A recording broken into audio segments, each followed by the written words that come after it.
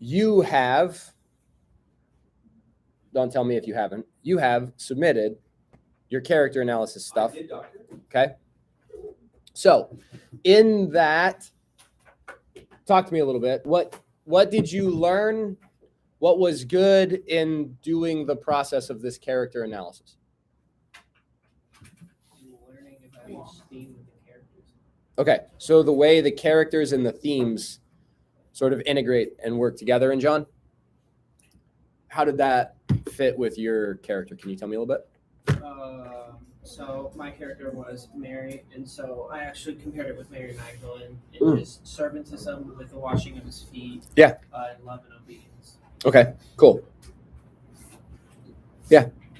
Well, I thought it was interesting, like the woman of the well, like how she was a dynamic character and how Yeah. like made that very obvious, like from at the beginning when she was like wary and like was like Sort of standoffish. standoffish, and then she became interested and intrigued, and then by the end she was like kind of all in and like kind of carefree. Yeah. Like excited and like made her kind of like at the beginning she was trying to be alone and did not want to be Yeah. like, the center of attention. And by the end she was like loving the whole town and like interacting with Yeah, I was gonna say, and she's avoiding the whole town at the beginning of the narrative because she's ashamed. And at the end of the narrative, that shame has gone away, and she's the one who brings the whole town out to faith in Christ. Okay. Who else? What else? In John's Gospel, Peter never does like the whole "you are the Christ Messiah" thing. Martha does it. Mhm. Interesting, Why? because it makes it look like John just kind of hates Peter, or maybe just wants Peter to look like a different person or something. 'Cause Mm. He doesn't do a lot of like the same things that he did in all the other Gospels. Right. That showed great faith. He instead seemed like person just like he's kind of like he's okay. Struggling to get it, Peter is, huh? But he does. He's the first to walk into the tomb, though, even though John beats him in the race. It's true. I think that's fun. Some of that might be because John doesn't have to walk into the tomb to believe.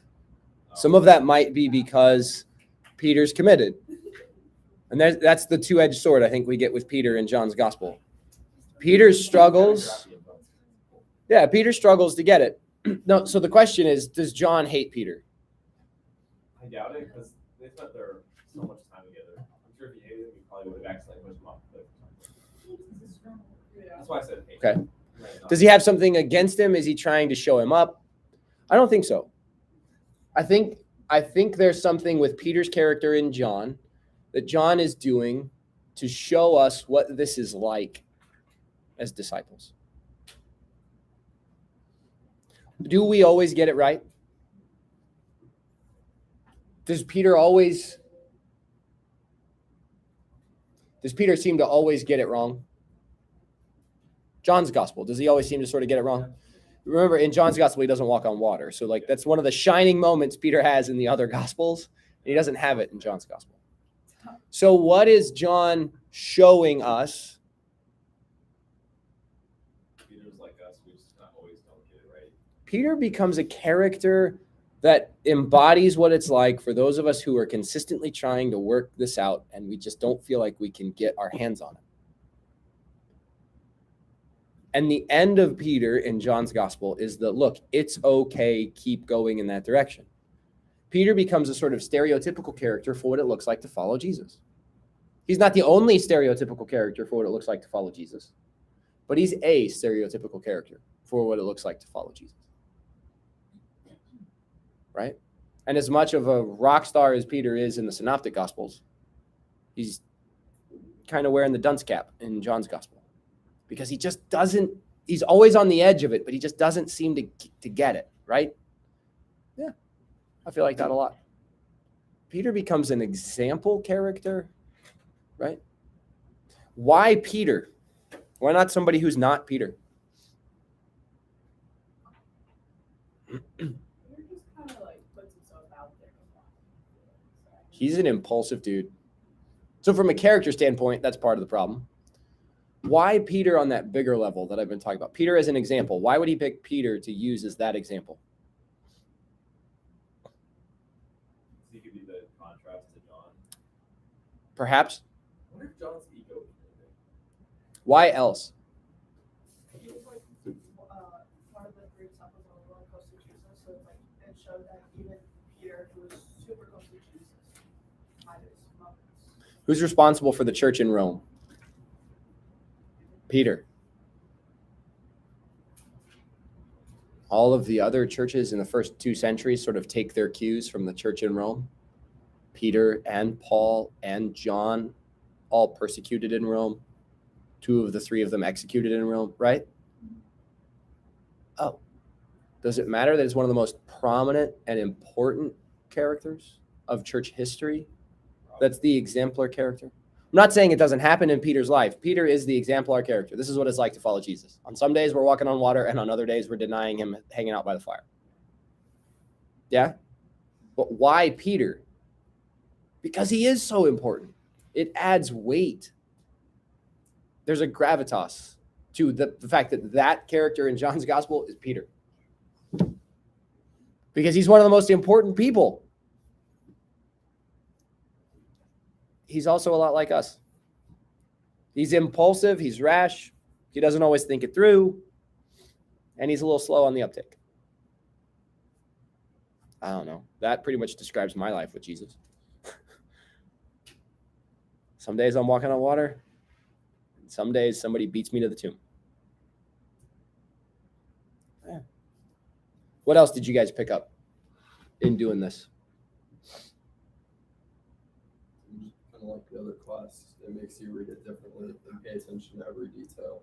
So I mean, there's reasons for what was written, and you can take things in different ways. Yeah. Paying attention to the details. It's not just a story for you to read. There's an actual meaning behind everything that's Amen. Yeah. in Yeah. Totally. The Bible Project says this a lot, and I'm processing it, but I'm getting what they're saying. The Bible's meditation literature. Not like Eastern empty your mind, become one with the universe meditation. That's not the kind of meditation that we're talking about. It's meditation that you have to sit with, you have to soak in, you have to pour over. It has to steep. Right?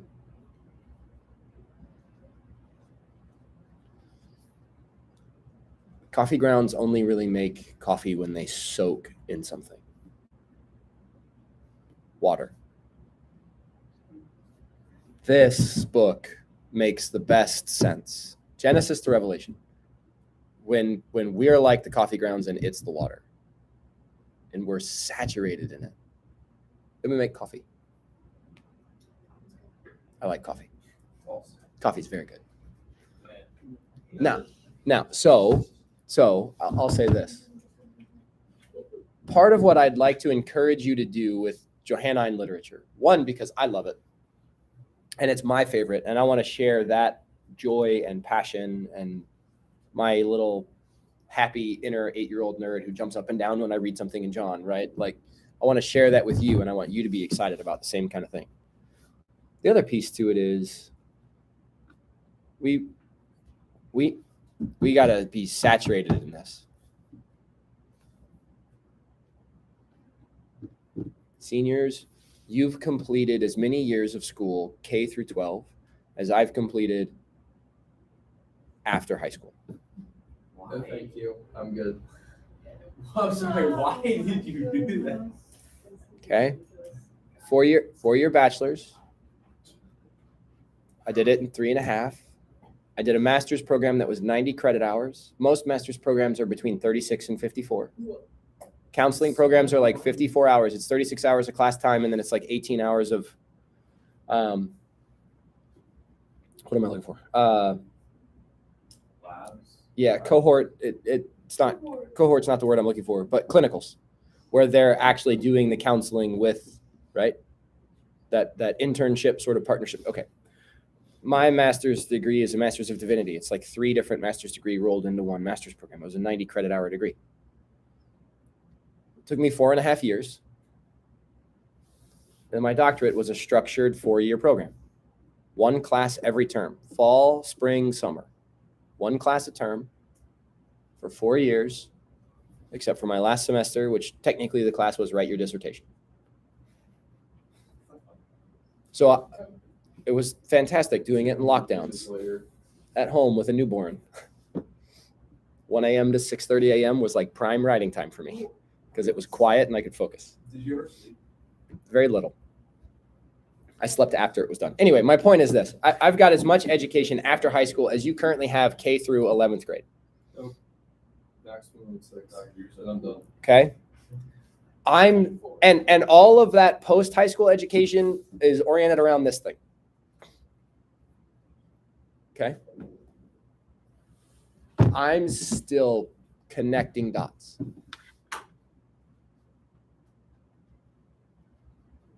I'm still connecting dots.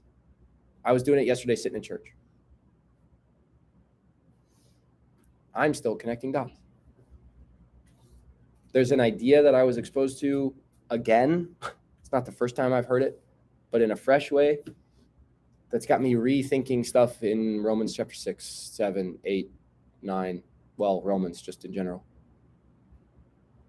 And it's adding weight and emphasis to what's there. So part of what I want us to do and be intentional about is some of what Aiden is saying. We've got to soak in this just for life. But when we talk about the academic, it's sitting with these stories and these narratives in new ways, in different ways. It's unpacking them and being present to what we're doing as we study these things in ways we're not accustomed to. Because it opens up things to us that we didn't realize before. It's listening to the voices that are there in the storyline. It's paying attention to the way the story's crafted. Because the woman at the well's standoffishness with Jesus matters. It's part of the character. It's part of the setting. The fact that the disciples mention it but don't want to ask Jesus, what do you seek? Illustrates some of this confusion and tension around Jesus' conversation as a single Jewish guy with this woman at the well. Because Jewish dudes in wells.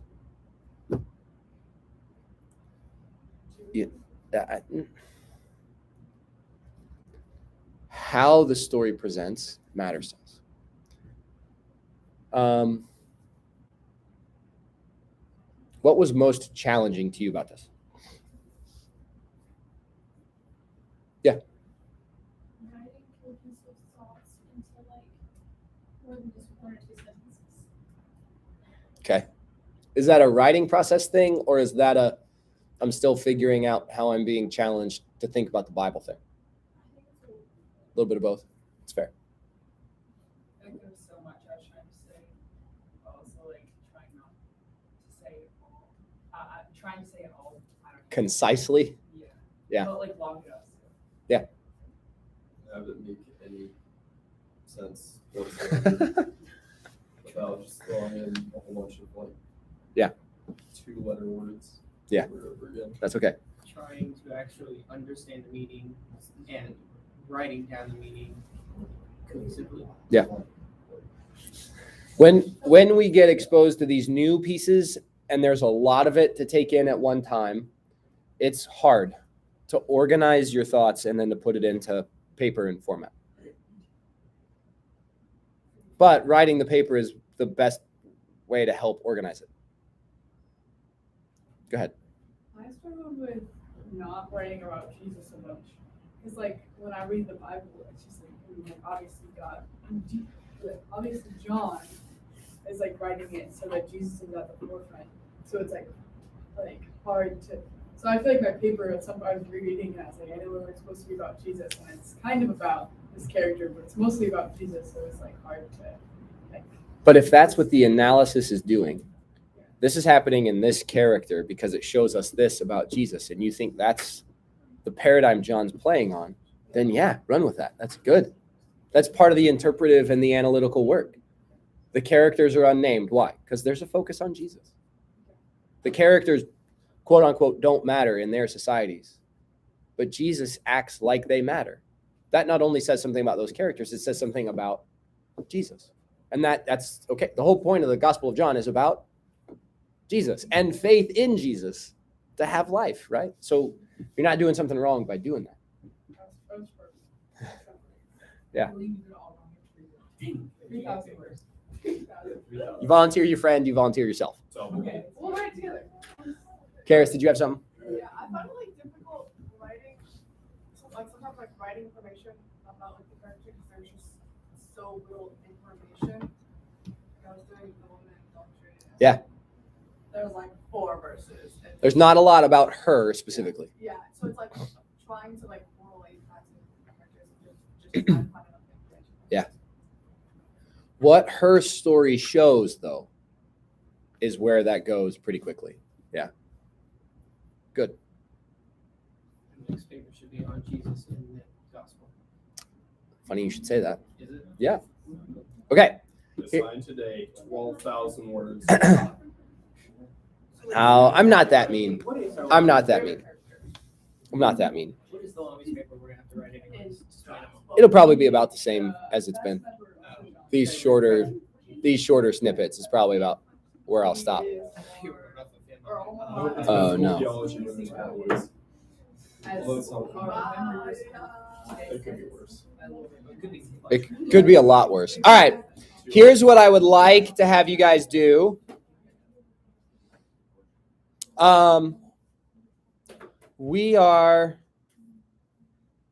We're going to spend some time paying attention to some statements and some things that show up in John's gospel that have to do more specifically with Jesus. Okay? If we can talk about Jesus now.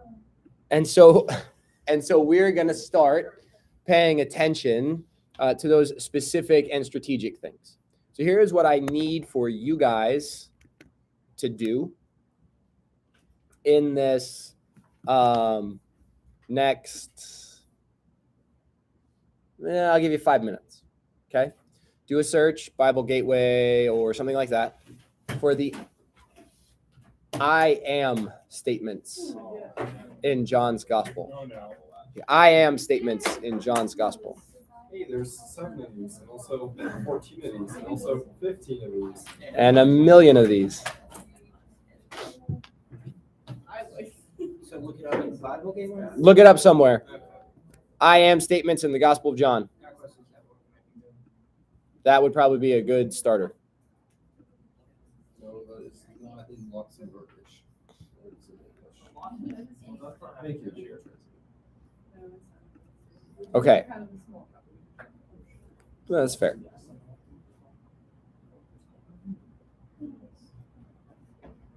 All right, so I promise you this. Papers you write in this class will all be under 64,000 words. So wait, Total. we're gonna have a paper that's Over the whole year. Under 64,000 words. so you're telling me there's going to be a paper that's Because my dissertation is 64,549 words. But we could tell. So why is it always just shortening your dissertation? Why is that the? Because he doesn't want to torture us the way he was tortured. I'll- You wouldn't care. Why is I'll- that the cap? Is my question. Because that's a ridiculous expectation. I'll probably keep them between 1,000 and 2. 1,002 words. 1,000 and 2,000. Somewhere in that range, probably. Just give me an F on that paper. Oh my god. Oh, I am in and he John, took them and I mixed it specifically. up. Yes, I am statements in John's gospel. Oi.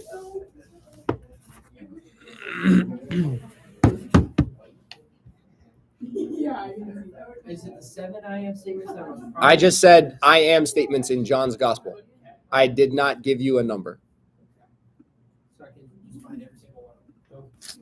Google scrolling. Yay, Google. No more information for 23 years.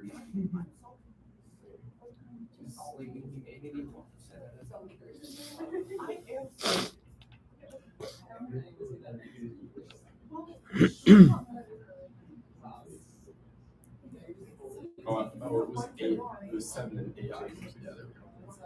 Oh, And the bread of life.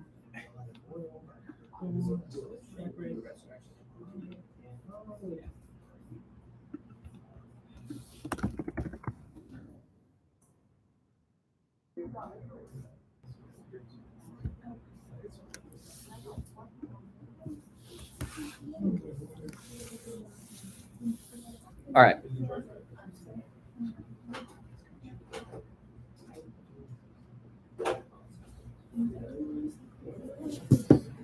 Couple more minutes here. Let's get our I am statements together.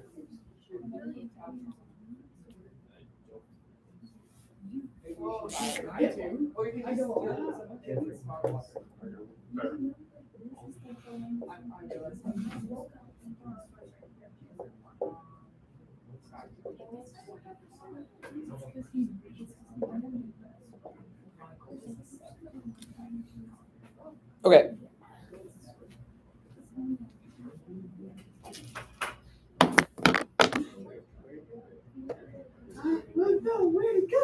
There it is. I'm okay. Hey, keep your hands to yourself. Talking to you, Karis. I don't know how I felt about that with the, Hey, what did I just say? with the sunglasses. I just had my finger out. Stop He keeps hazing me.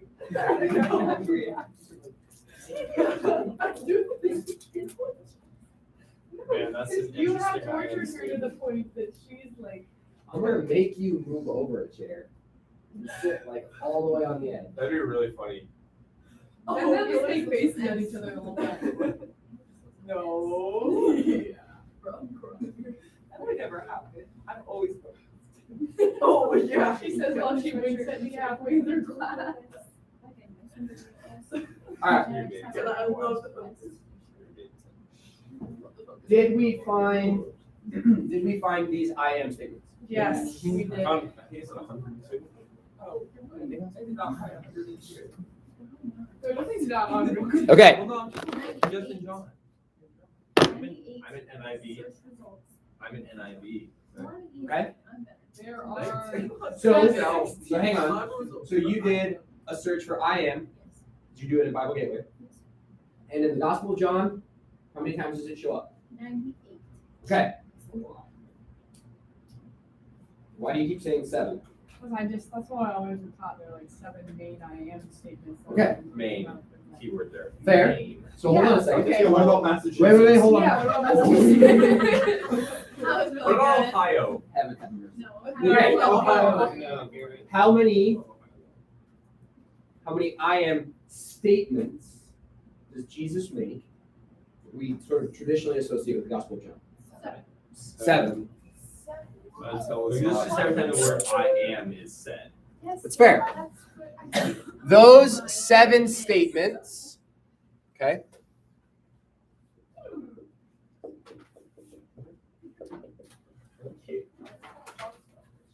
are typically this. I am, and then they're followed by something else. So it's not just a standalone, it has pieces to it, yeah? What are the 7 declarations? Bread of life. Amen. Holy joke. Bread is. Hawaiian. Oh. Can't eat them, they have dairy in them. You can. They have milk. They're heavenly. Can you eat dairy-free bread? The thing, I don't know. Bread of life, The light of the world. are you taking these in order? Yeah. As far as I know. Yeah, Yes. these ones are. Light of the world. You need the verses. Yeah, what reference is bread of life? 6:50? 6:35. 35? I have 6. Mine says 6:35. Yeah. Okay. I also have 6 to 48. Yeah, it says It's going to get repeated a bunch in chapter 6. Bread of life, what's the next one? Light of the world. 8:12. You are the light of the world. Which one was that? 8:12.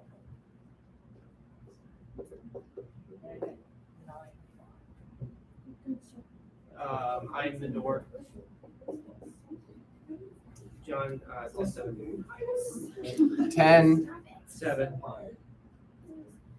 Good Guys, shepherd. guys, come on. Good shepherd.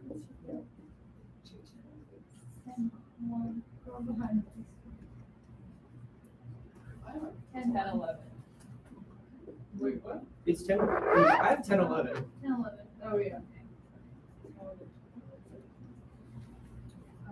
And then the Resurrection way, of the life. truth, and the life. Door. Mine says You got the some. I know. or something. Door. Life as well, door.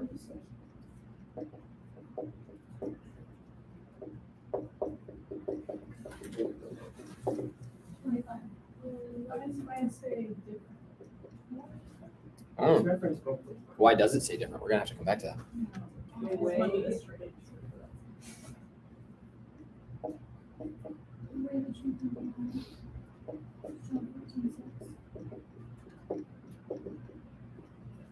One, two, three, four, five. That's 6.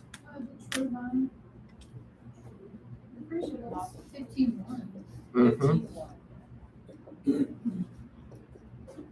Okay. Does anybody have a list that's different than this 7? Getting there. Oh, wait, sorry, no, mine does say that. I just was reading out of order. Okay, we're good. These are the 7 traditional I am statements, right? And they're connected to something Jesus has done or is doing or will do. Okay.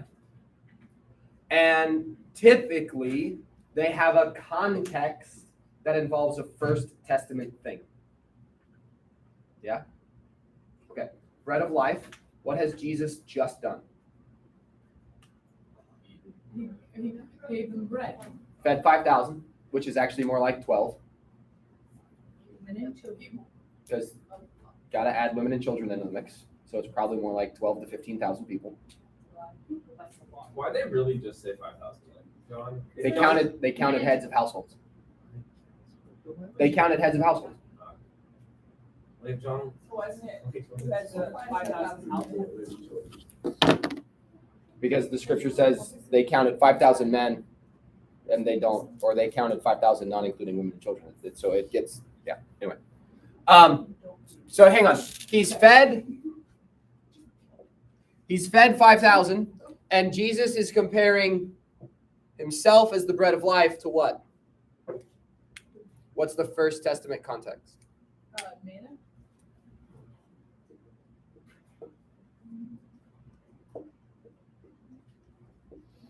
He gave them bread and fish. Moses provided manna and quail. By the way, the word manna in Hebrew means what is it? So God gave them bread to eat that showed up on the grass in the morning, and they didn't know what it was, so they called it what? So if we were speaking English during the time of the wilderness wandering, we would have gone outside our tents to gather what in the morning and to eat what for breakfast, lunch, and dinner. Because we would not have known what to call it. We would have just called it, what is it? Why couldn't we just give it a So what are you having for lunch today? What is it? So in other words, we've always been terrible at naming things. To a certain extent, you're Why right. wouldn't they just give it a name? They did. I mean, it's what? 8. What is the context? Context is actually in chapter 7.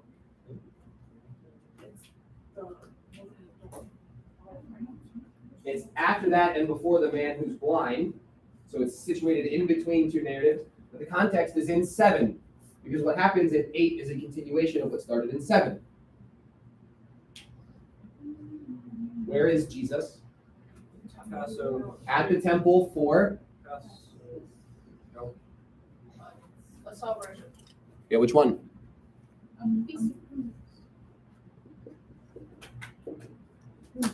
There you go. Why does that matter?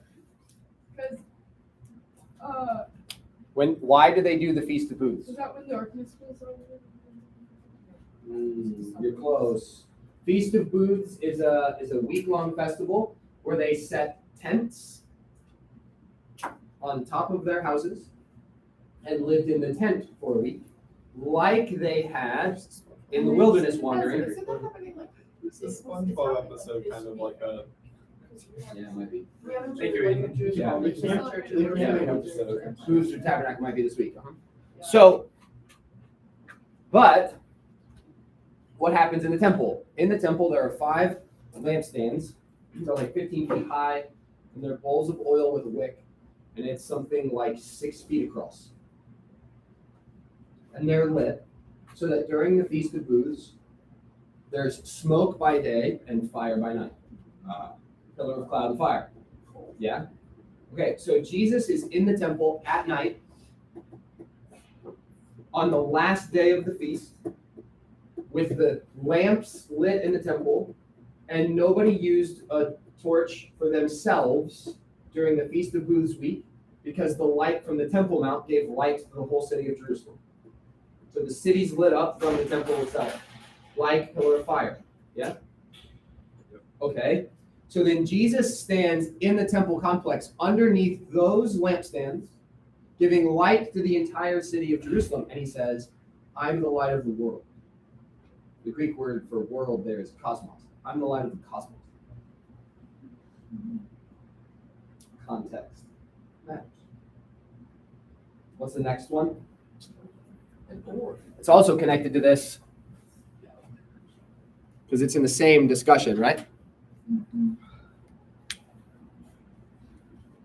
What's it about?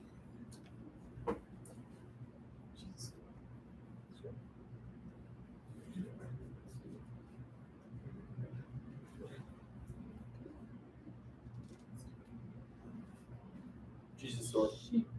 Help us. All right. It's about leading sheep. Which Old Testament figures led sheep? David. Who else? Just Shepherds. Moses.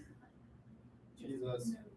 Did Moses lead sheep? Yeah, Moses is a shepherd for his father-in-law Jethro when he meets God in the burning bush. David.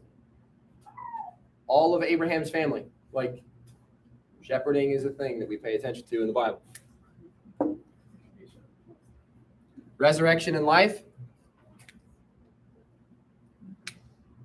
What's the context of his statement, resurrection and life?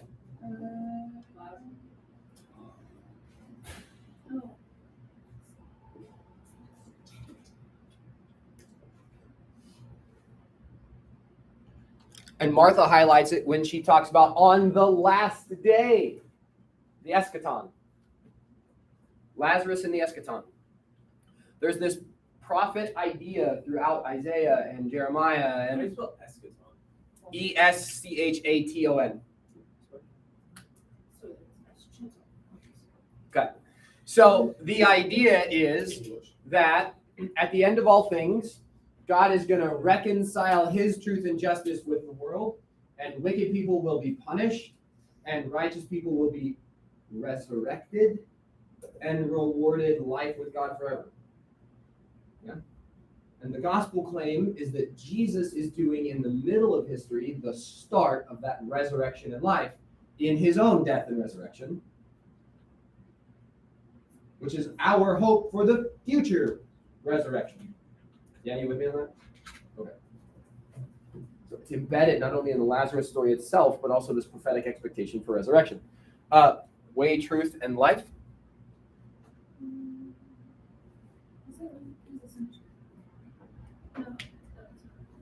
Too early. What's he doing in John 14? He's talking, so it starts with him talking. Yep. He's talking in 13, he put forward tells Peter's to Mm-hmm. Mm-hmm. I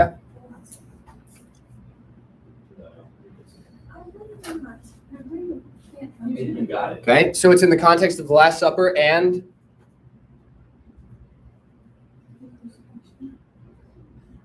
yeah, and we're headed to the crucifixion. In what way is he the way? No one comes to the Father except through the truth. Pilate's going to say something. Pilate looks Jesus in the face in chapter 19, and he says, "What is truth?" And the astute reader of the Gospel of John is going, dude, you're stinking looking at him. Life? Life? What's that connected to? 11, the resurrection and the life. What? True vine. It's also in the same Last Supper crucifixion narrative, but it's a callback to the prophets who talk about the people of God as God's vineyard. Isaiah chapter 5, especially. Okay.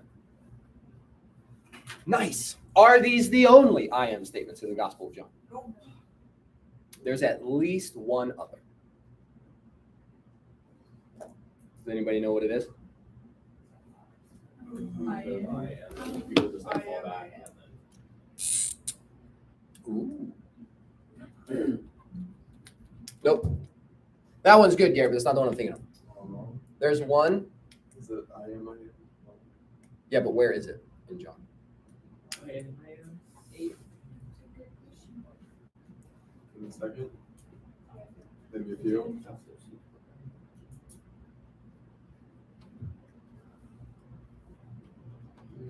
John 8:50. Read it. Hold on. I don't actually have the verse. It's okay.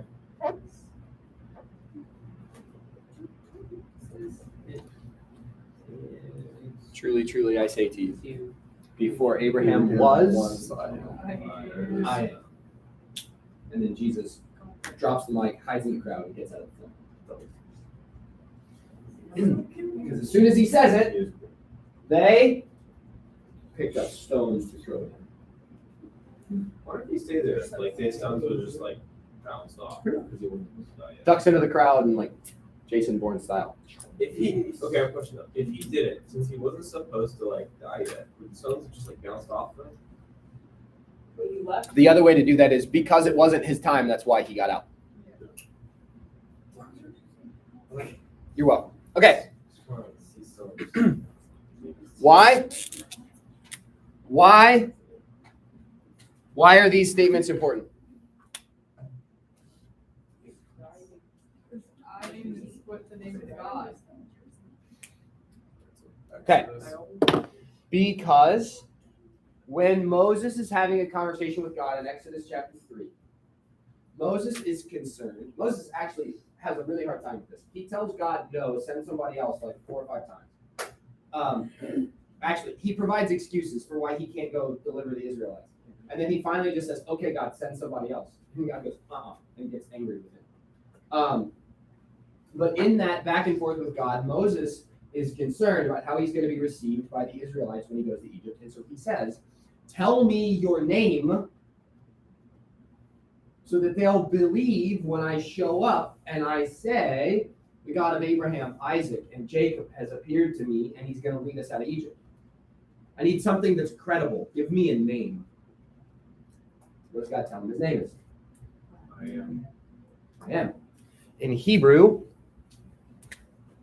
I'm doing it up here with this, but put it wherever it makes sense in your notes. In Hebrew, the I am are those letters. There are no vowels when you write Hebrew. Okay. And we typically make it into that for pronunciation. Yahweh. Okay. Okay. With me so far? Okay, good. Translated. Listen, translated, this is I am.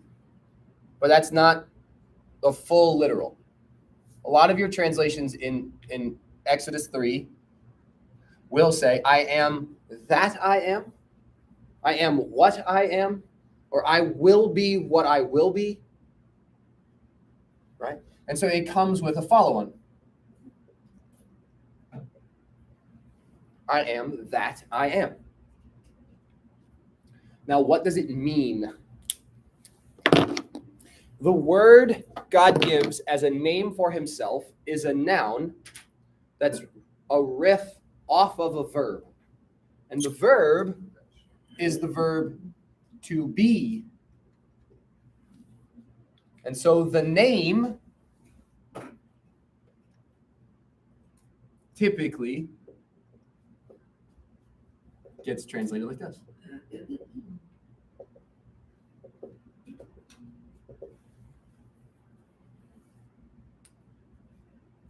The one who causes to be.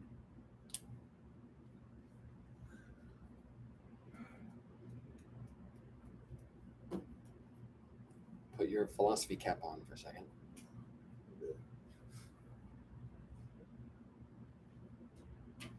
Why can we talk about things existing Because you can see and experience them. and not in a biblical sense? Garrett, Here we go. I thought you were in philosophy. I'm not good. At least he's honest. Because God causes existence. God doesn't just exist. God makes existence. That's the name. That's the name he provides for himself. The self-causing, all-causing one. If you want a philosophy parallel, it's Aristotle's unmoved mover. Okay? You guys with me on this? Okay.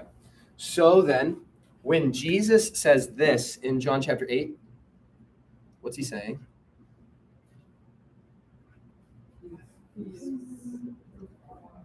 God is the one who causes joy. Man, we're good. Jesus causes things. Which we know. Pick it up tomorrow. Thanks, guys. Can I just say the Bible verse now? Oh, sure.